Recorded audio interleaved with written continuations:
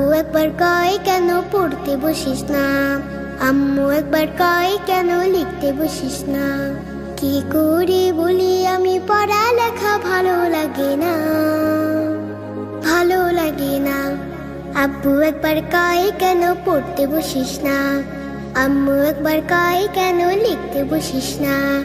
আব্বু একবার কয় কেন পড়তে বসিস না, আম্মু একবার কয় কেন লিখতে বসিস না। ঘুম না হতে টাকা ডাকি সকালবেলা, শুধু বই নিয়ে পড়তে বলে কি ঝামেলা।